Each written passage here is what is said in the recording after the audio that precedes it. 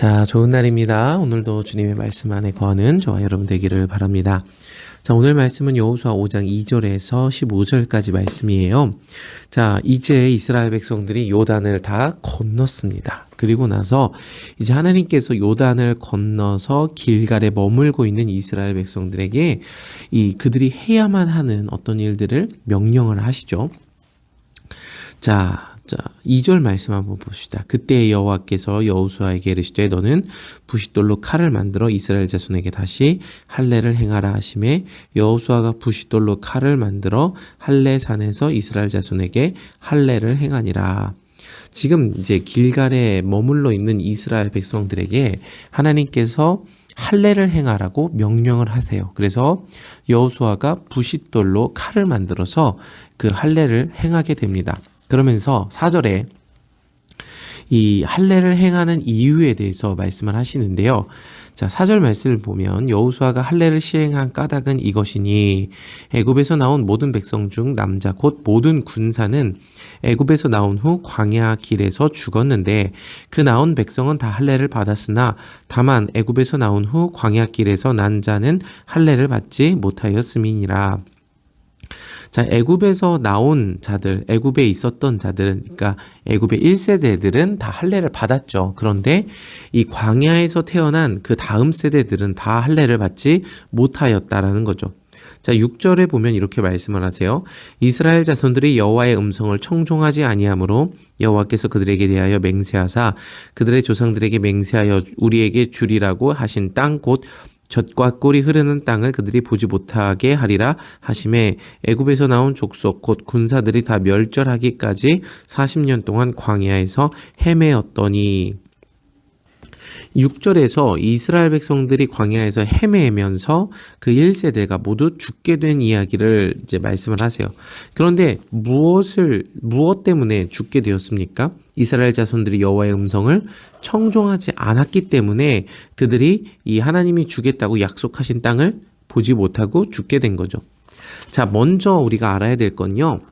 할례를 받는다는 것은 이 아브라함의 후손이 되어서 하나님이 그들에게 주겠다고 약속하신 땅을 유업으로 얻게 되는 것, 이것이 할례의 의미예요. 그런데 1세대들은 할례를 받았음에도 불구하고 여호와의 음성을 듣지 않으므로 그 약속하신 땅을 받지 못한 거예요. 그러니까 1세대들은 몸의 할례를 받았지만 마음의 할례를 받지 못한 것이죠. 그렇기 때문에 하나님의 나라를 유업으로 받지 못했어요. 자, 그런데 7절 그들의 대를 잇게 하신 이 자손들에게 2세대들이죠. 2세대 여호수아가 할례를 행하였으니 길에서는 그들에게 할례를 행하지 못하였으므로 할례 없는 자가 되었음이었더라. 이 두 번째 세대들은요. 드디어 하나님의 말씀을 듣고 믿음으로 가나안에 들어갈 수 있게 된 세대들이에요. 그렇기 때문에 그들은 이 몸의 할례는 받지는 못했지만 마음의 할례를 받은 사람들이죠. 그렇기 때문에 지금 이 길갈, 하나님의 약속하신 가나안 땅에 들어와서 할례를 받게 되는 거죠. 몸의 할례를. 자, 지금 이 1세대들과 2세대들을 대조시켜서 보여주고 있어요. 1세대들은 몸의 할례는 받았으나 마음의 할례를 받지 않아서 여호와의 음성을 청종하지 않았고 하나님 나라에 들어갈 수 없었어요. 그런데 2세대들은 이 광야 여정 속에서 여정길이기 때문에 몸의 할례는 받지 못했으나 마음의 할례는 받았으므로 말씀을 듣고 순종하여 지금 가나안에 들어가게 되었어요. 자, 지금 무엇이 하나님 나라에 들어갈 수 있게 되는 할례의 본질입니까? 마음의 할례를 받는 것이 하나님 나라에 들어갈 수 있게 하는 할례의 본질이라는 것을 오늘 말씀을 통해서 우리가 알 수 있죠. 자, 8절에 보면은 그래서 이제 백성들에게 할례를 행하였고요. 그래서 낫기를 기다리고 있는데 그때 9절에 이렇게 말씀하세요. 여호와께서 여호수아에게 이르시되 내가 오늘 애굽의 수치를 너희에게서 떠나게 하였다 하였으므로 그곳 이름을 오늘까지 길갈이라 하였느니라. 애굽의 수치라고 이야기를 하는데요. 이것은 애굽에서 이 400년 동안이나 종으로 노예 생활을 하였던 그 애굽의 수치죠. 하나님의 말씀을 듣지 못하고 끊임없이 헛된 일에만 매진할 수밖에 없었던, 그래서 헛된 곳 가운데서 유업 없이 죽을 수밖에 없었던 그게 애굽의 수치예요. 그런데 그 애굽의 수치가 애굽에서 애굽했을 때 지금 그때 끊어진 게 아니라 이제야 끊어졌다라고 얘기를 하시는 거예요. 애굽의 수치는 뭐냐면 하나님을 열심히 섬기지만 말씀을 듣지 못하는 문자에 갇혀 있는 것, 그것이 애굽의 수치를 의미하는 건데, 그게 이 마음의 할례를 받았던 이 세대들, 두 번째 세대들에게 와서 그들이 실제로 몸의 할례와 마음의 할례를 받았을 때 끊어지게 되었다. 그 애굽의 수치가 끊어지게 되었다라고 말씀을 하시는 거예요. 그게 길갈이죠. 그리고 10절에 또 한 가지를 행하게 되는 게 바로 유월절이에요. 그래서 길갈에서 진쳤고 그달 14일 저녁에 여리고 평지에서 유월절을 지켰으며, 이 유월절이 무엇을 의미하죠? 애굽에서 자유함, 죽게 된 종되었던 그곳에서 자유함을 얻은 것, 이게 유월절의 의미죠.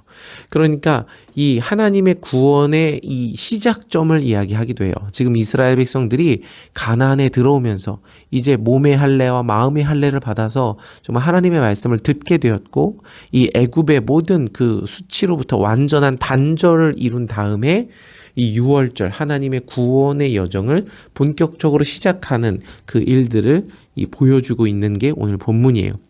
그러니까 여러분, 지금 이 하나님께서 여호수아를 통해서 할례를 행하라고 하시고 유월절을 지키라고 하시는 이 의미들이 구원의 의미라는 것을 기억해야 돼요.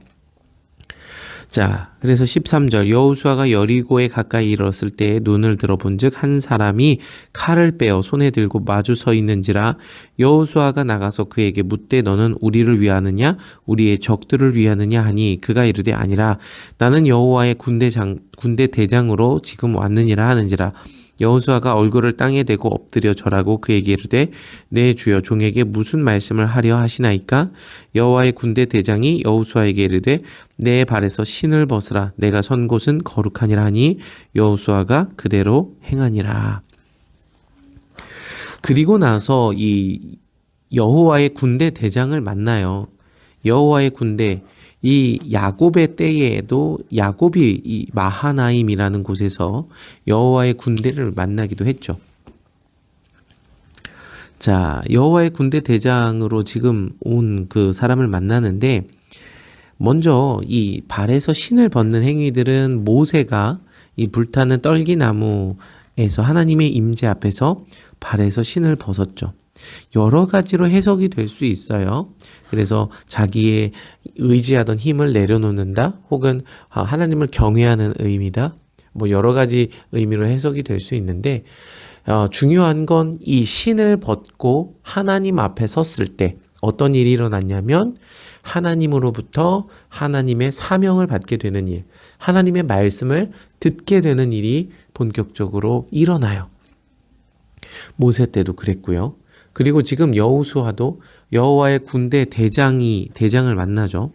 제가 아는 대장이 한 명이 있는데 예수님이시죠. 여호와의 군대 대장이 계시죠. 예수님이신데, 어쨌든 그 군대 대장을 만났을 때 신을 벗어요.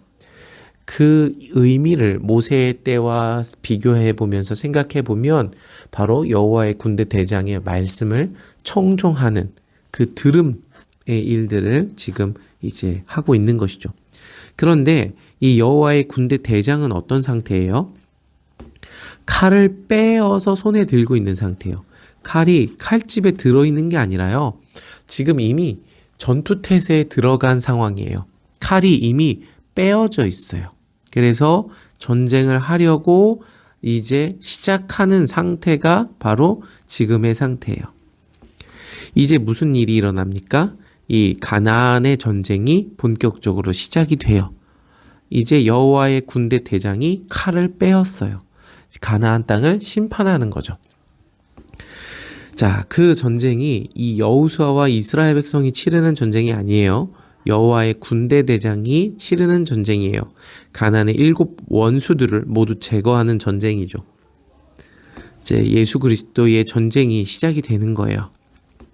자, 그런데 그 전쟁이 시작이 될 때 앞서 뭐가 있었어요? 할례를 받는 일들이 있었어요. 마음의 할례를 받는 의미들, 그리고 또 한 가지는 유월절을 지켜야 했어요. 예수 그리스도의 십자가의 죽음을 의미하는 유월절이죠. 자, 하나하나 막 의미와 디테일들을 다 설명하진 않았지만 이 두 가지가 있어야만 이제 전쟁이 시작이 되는 거예요. 하나님 나라를 얻어가는 전쟁이. 그래서 이제 여호와의 군대 대장이 전쟁을 일으키게 되는 겁니다. 그런데 여러분, 할례를 받지 않고 유월절의 본질적인 의미를 지나지 않게 되면 어떻게 되는 줄 아십니까? 하나님의 편에 서서 하나님의 군대 대장의 뒤를 따라서 하나님 나라의 전쟁을 하는 게 아니라 하나님의 여호와의 군대 대장 칼 아래에 놓이게 되는 거예요. 원수가 되게 된다는 얘기를 하는 거예요. 그렇기 때문에 여러분, 스스로가 스스로에게 칼을 대야 돼요. 스스로가 스스로에게 부싯돌로 만든 칼을 대어서 듣지 않는 심령을 베어내야만 여호와의 군대 대장과 한 편이 되어서 가나안을 정복하는 전쟁을 시작할 수 있는 거예요. 그렇지 않으면 원수가 되어서 여호와의 군대 대장의 칼 아래에 놓이게 되는 거죠. 이게 되게 두렵고 떨리는 일이라는 거예요. 여러분, 오늘 저와 여러분이 우리의 마음에 이 부싯돌로 만든 칼을 대어서 듣지 않는 딱딱한 심령을 제거하시기를 바랍니다. 그리고 유월절에 참여해서 예수 그리스도의 십자가와 함께 죽음에 참여해서 구원에 들어가 이 여호와의 군대 대장과 함께 하나님 나라를 점령하는 전쟁을 이제 시작을 해야 합니다. 이 두 가지가 준비되어야 돼요. 우리가 지난주에 이 세례에 대해서 배웠어요. 홍해가 아니죠. 이 요단을 지나면서 세례를 이제 받은 거죠. 광야의 모든 삶과 단절이고 이 과거에 이 하나님 없는 모든 삶과의 단절이에요. 그래서 그 세례, 그리고 할례, 그리고 유월절 끊임없이 하나님이 그 죽음에 참여하는 것에 대해서 말씀을 하고 계세요. 하나님 나라에 들어가는 방법이 무엇입니까? 예수 그리스도의 죽음에 동참하는 것입니다. 계속 반복해서 말씀을 하시죠. 오늘 저와 여러분이 이 지혜를 들으시기를 축복합니다. 내가 하나님 나라에 들어가길 원한다라고 말하면서 죽지 않는다면 하나님 나라에 들어갈 수가 없어요. 이게 복음입니다. 바울은 모든 복음을 말하길 원했죠.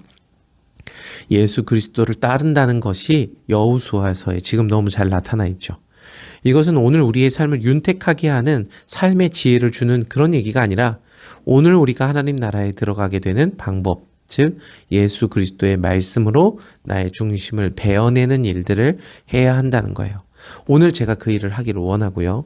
오늘 이 말씀을 듣는 여러분들도 함께 그 예수 그리스도의 죽음에 참여하여 부활에 이르기를 원합니다. 오늘 이 말씀이 저와 여러분의 생명이 되기를 축복합니다. 사랑하고 축복하고 오늘도 주의 말씀 안에 거하시기를 바랍니다.